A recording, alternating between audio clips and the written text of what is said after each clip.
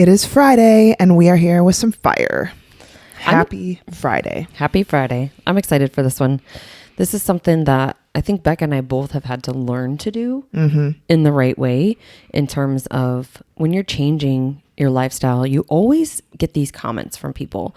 And a lot of our clients are like, I don't know how to handle these things. Yep. And I feel bad if I don't have that piece of cake that they brought in for my coworker's birthday party, but yet it doesn't align with my goals. And, you know, our response is always like, we got to learn to stand up for ourselves and Totally.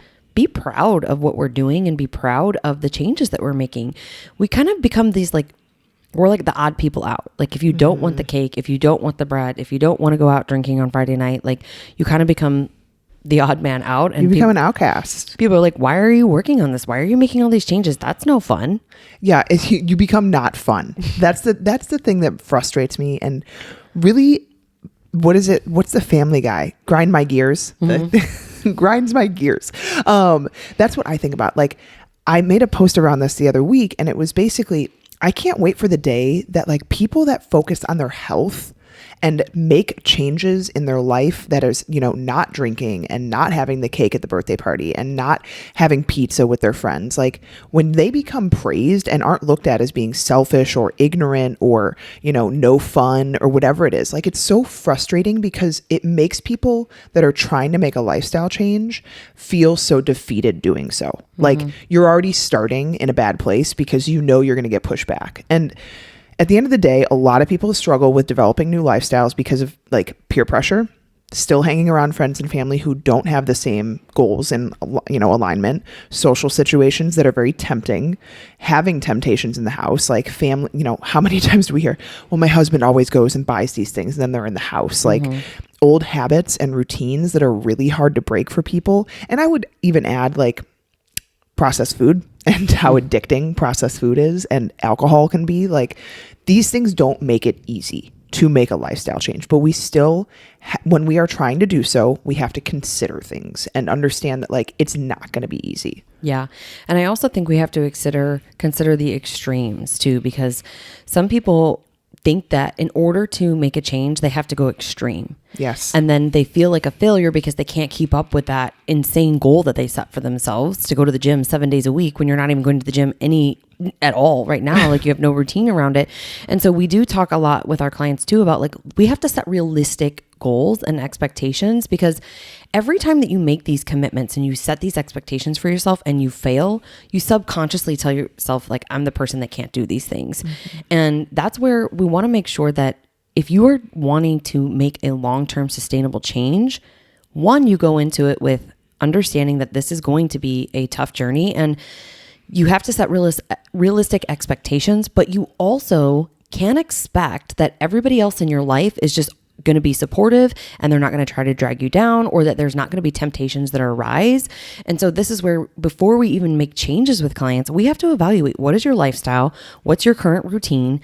Who are your support people, you know, in your corner, and who are those that are triggering you? Because we have to take those things into consideration, because I would rather someone make small changes and follow through with them and feel really good and feel really proud as they gain that momentum, because that keeps them going, instead of, I'm going to do this extreme diet for 30 days. And then by day 12, they can't keep up with it because they went to the birthday party and they're not proud of what they're doing because this is so extreme. Yep. They're miserable that then they just resort back to old habits and behaviors. So when I say like, you can't expect support, like you can't expect that people aren't going to ask you to go out and grab drinks or to go out and get ice cream, right? You can't expect your spouse to all of a sudden just be on board with grocery shopping, meal prepping. You're asking him to grill and get on board with these things, and you're not going out to eat at the bar that he wants to get the chicken wings and the pizza, you know, every Friday night. Like you can't expect that they're going to be super supportive, unless, I think there's a caveat here, like you sit down and you have a conversation with them around why this is important to you and explain to them how they can support you. Because I think that's one thing that a lot of people are afraid to do, even with their significant other, but that's really impactful and it's necessary. But when you are, you know, being tempted by these things or situations or people or events, whatever, you need to go into these situations feeling proud and feeling confident and being encouraged that you know that what you're doing is right for you, and don't expect anybody there to praise you either. No. Right? No. Like I always say, this is a them problem, not a you problem. And we're going to talk about that in a second. But like, you guys, people don't want you to change because they want to stay comfortable. And you staying how you are keeps them comfortable because that's what they're used to. Mm-hmm. And so we have to understand that when we start to make these lifestyle changes, there's a few things that we want you guys to think about that I think can be helpful. You have, like Liz was saying, you have to be proud of what you are doing. And when it is unsustainable, you usually aren't very proud of it. You're like, maybe you might be proud of it initially. Like, I cut out all carbs. I cut out all fruits. I don't eat any sugar anymore. And like, there's like this, pride thing at first, but then you realize this is actually kind of crazy and I probably am not going to be able to do this forever. And so maybe this isn't a good idea. And people usually talk you out of it. But what I'm talking about instead is like, don't be ashamed when other people question your choices. Mm-hmm. Like how you speak is very indicative of your mindset around things. And I always give this example because I think it's really helpful to sometimes hear maybe how you might be talking.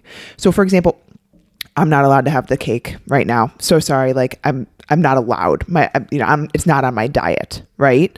Versus, I'm good. I realized that like, I don't feel very good when I eat too much sugar. So I'm going to pass today. I'm totally fine. Both of those sound very different. The mm-hmm. first one sounds very restrictive. It sounds very deprived and it sounds unhappy. Like you don't sound happy. If I had a loved one that was doing that, I would be like, are you happy right now doing this? Like, are you okay with not eating this thing? But the other one is like, they seem totally confident. They seem totally fine not doing it. They feel better not doing it. So I'm not going to question as much mm-hmm. what they're saying. And internally, if you're the person that's saying it like those ways, the first person, that doesn't sound like someone that's going to keep up with that. The second person sounds like they actually enjoy not consuming the thing that makes them feel sick. Yeah, because they've learned how food makes them feel and they don't want to feel crummy. We hear this all the time from clients. We're like, I never realized how good I was feeling until I kind of went off the rails. And now I feel kind of inflamed.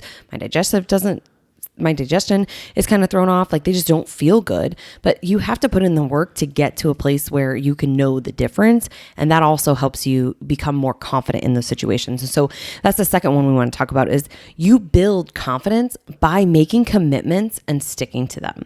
Okay. So imagine this, like you're a boss and you have an employee and he comes to you every day and says they're going to finish a project and then they never finish the project, right? You kind of stop believing that person mm-hmm. that they're going to do what they say they're going to do. You lose that trust in them because they're not following through with their commitments. This is the same things that we do to ourselves. As I mentioned before, if we're constantly telling ourselves or telling others that we're going to do things and then we don't do those things, we subconsciously tell ourselves we can't do these things and we're not capable of doing the hard things, but you are capable of doing the hard things. But here's where you have to evaluate, like how many times have you told others that you're going to change your life or you're going to stop drinking or you're going to work out more, whatever it is that you're trying to change, but you never do it. Well, if you tell people this over and over and over again and you don't do these things, they're also going to stop believing you. I know those people. Like I think everyone knows those people in their life. Yep. That they always say they're on some diet, they're always following some new plan, and they never actually keep up with it. And it's because they don't believe it totally themselves that they're going to follow through and do these things. Mm-hmm. And here's a caveat, I guess, is you can have all the aspirations to do these things, but if you don't have the right support and the right accountability and you keep trying to do these things on your own and you keep failing, then you need to take a step back and you need to find somebody who can help hold you accountable yep. or reevaluate the expectations that you've put into place and make them more realistic for a period of time until you can get to maybe that more extreme protocol, right? Like if you aren't working out right now, instead of saying you're going to start working out every day, why don't you commit to 2 to 3 days a week and show up 2 to 3 days a week? And then you feel encouraged, you build momentum, and then you can gain that traction and then add on a 4th day and a 5th day. I don't think you need to be working out 7 days a week anyway, but you get the point there in terms of you've got to start slow because if you don't start, you're never going to get anywhere. No. And you, like Liz was saying, you have to make commitments and keep them. Like this is the one, in our opinion, I think in certain situations, having restrictions around things and honestly, like telling yourself no for certain foods and making things hard on yourself sometimes is required to build discipline and to build confidence. Like if you aren't great at moderating things, like if you aren't great at having one glass of wine, it turns into 3 or 4, especially around your friends, stop drinking for a while. Like show yourself that you can. And Liz and I are not about restriction 24/7. We are about balance of lifestyle. We are about building something that's sustainable. But for some people that are stuck in this rut of never being able to stay committed to themselves in terms of what they want, what they say they want, what their, goals are, and then what it takes to get there, and them never actually doing those things. If you're going to say you're going to work out Monday, Tuesday, Thursday, Friday this week, fucking do it. Like actually do it and show yourself that you can, and start rewiring the brain and committing to yourself and then following through on those commitments. This builds massive confidence, which is what most people lack and why most people never actually stick to the commitments that they have for themselves. And so how do you build the confidence? You actually stick to the commitments. And some people believe like there's a sweet spot around building the habit. Some people say 21 days, some people say, there's different numbers. I think personally, getting through 2 weekends in a row. Yeah, if you're not drinking or you're not if you're not and like getting through like 15 to 17 days of doing something consistently that's hard for you. Like saying no to the alcohol, not going out to eat, exercising in the morning consistently, whatever it is, like truly doing something for like we asked our client a couple clients that this week on the group call, we were like, when was the last time you gave full commitment to something for 30 days? Like true full commitment. Well, and I think if you can do this for the 14, 15 days, you're going to start to feel completely different. Totally. Your mental clarity is going to be different. Your digestion is going to be different.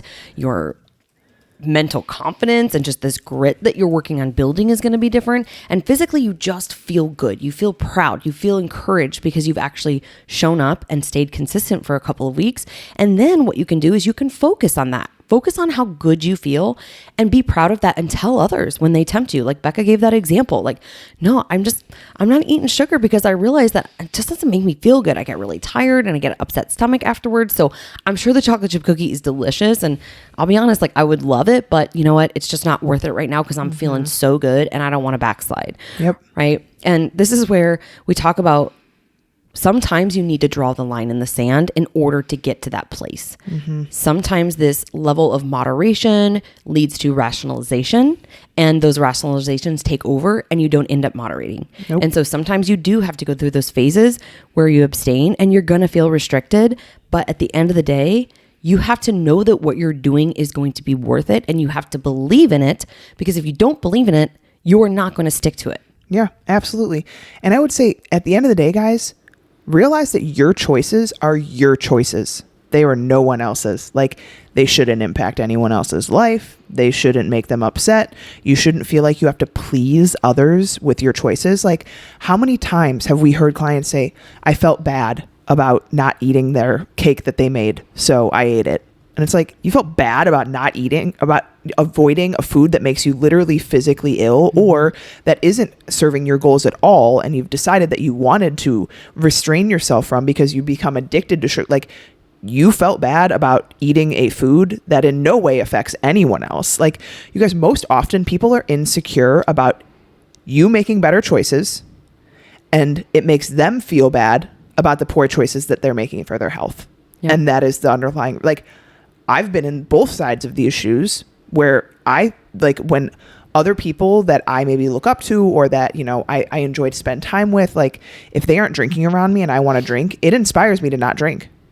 Like it inspires me to see other people that I look up to not doing something that I sometimes feel like I struggle with, in terms of my own discipline. Yeah. And so I always tell people, like, look at it as you might be an inspiration to someone that you don't even realize is watching.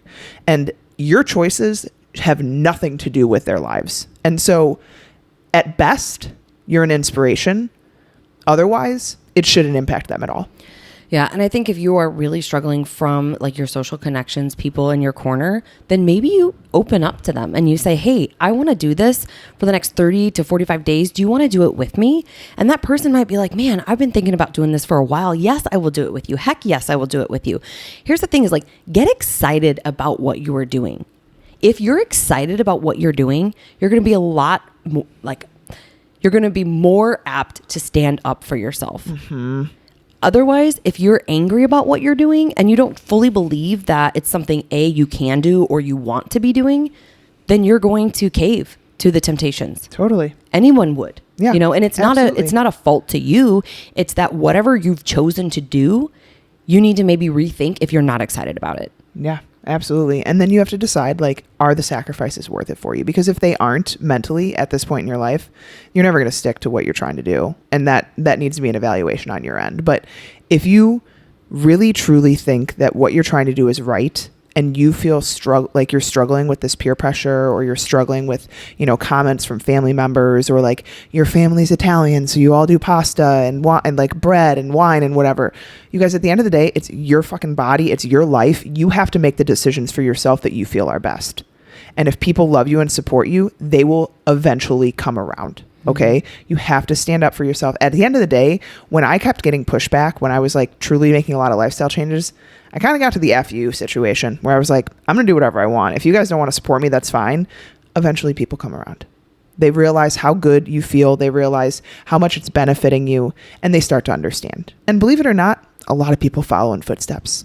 Like, I love my family. I will say, when I look back on it, I like to believe that I think I was a little bit of a catalyst for like how some of my family chooses to eat. Both of my parents have gone through some of our weight loss programs, have, completely transformed their health. It's just, you don't realize sometimes how big of an inspiration you are. Mm-hmm. So you have to stand up for yourself and decide what you feel is best for you, because no one else is going to have that on their minds. They're going to think about themselves. So stand up for yourself, get angry if you have to. But at the end of the day, you have to decide it's your health. And this is your permission slip. If you want to get angry and you want to tell somebody off, you just tell them, listen, Becca told me I got to stand up for myself.